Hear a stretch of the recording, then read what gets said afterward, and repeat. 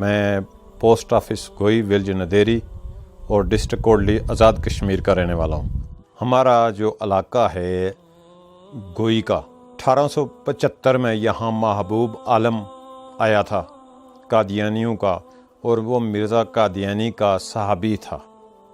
اس کے نام کے ساتھ رضی اللہ تعالیٰ عنہ نعوذ باللہ لگاتے ہیں۔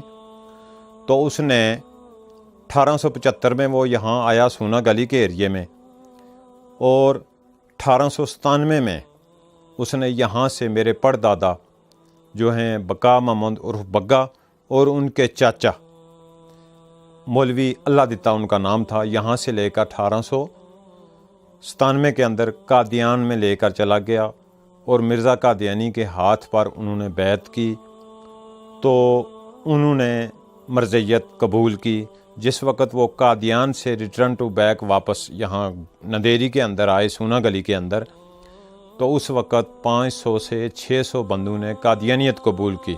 اس دور کے اندر وہ سادہ لوگ مسلمان تھے جو تھے، ان کو عام پتہ نہیں تھا کہ قادیانیت فتنہ ہے، ان کا عقیدہ کیا ہے، ان کے نظریات کیا ہیں۔ تو 1897 کے اندر اس کی ابتدا ہوئی۔ جہاں میں بیٹھا ہوا ہوں اس کو گوئی ندیری بنگلہ قانونی کا علاقہ کہتے ہیں۔ میں نے 19 مارچ 2016 کو اسلام قبول کیا۔ تو اس کی وجہ یہ بنی کہ میں دوران سروس ایک جگہ پہ 12 بجے کا کھانا کھا رہا تھا، تو میرے ایک دوست نے جو مسلمان تھا اس کو پتہ چل گیا کہ یہ بندہ قادیانی ہے۔ تو 12 بجے کے کھانے پہ اس نے کہا کہ میں قادیانی کے ساتھ کھانا نہیں کھاؤں گا۔ تو میں نے کہا یہ نفرت کس چیز سے کرتے ہیں؟ کلمہ ہم بھی پڑھتے ہیں، نماز ہم بھی پڑھتے ہیں، روزہ ہم بھی رکھتے ہیں، قرآن کی تلاوت ہم بھی کرتے ہیں۔ تو میں اپنے جو ہمارے جامعہ مسجد کے خطیب صاحب تھے ان کے پاس گیا، عصر کا ٹائم تھا، تو وہاں ان سے میں نے پوچھا کہ یہ فتنہ قادیانیت ہے کیا؟